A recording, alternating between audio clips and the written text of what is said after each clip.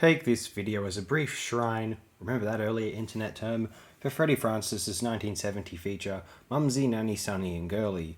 Francis insisted that this was the best film he ever directed, and it is easy to see why. This likely had the most original premise of Francis's films. It is the one he allegedly had the most creative control over, working on a screenplay with one Brian Comport, who had adapted a novella of the same name from a play titled Happy Family, his novella, and also titled Mumsy, Nanny, Sonny and Girly, and it was adapted from a play titled Happy Family, said play from one Maisie Moscow.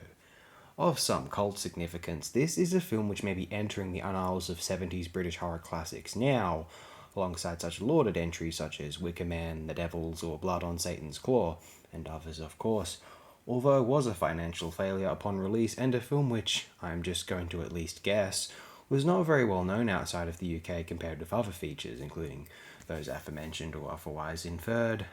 Perhaps if it had an active, viral enough fan base on the early internet, it might have ended up closer or on the IMDb Top 250.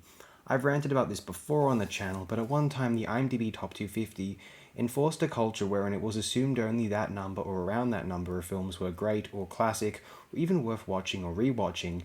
It was a dire state for the medium. A certain didactic Judeo-Christian end-of-history, nod-your-head predictability was surrounding much of the films on that list.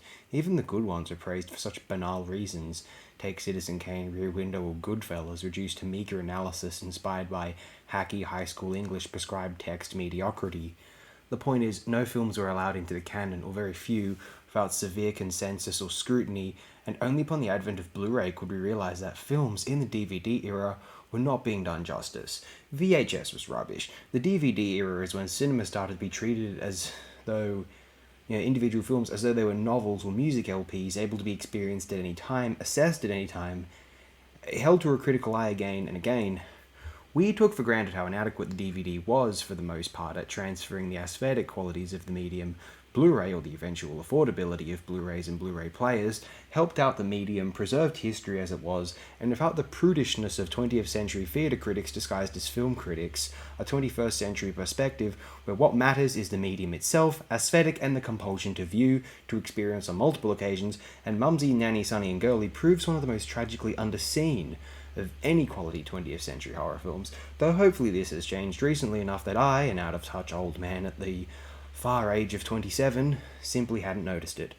Was this Freddie Francis's best film? Quite possibly. Certainly so far in our ad hoc retrospective, very probably.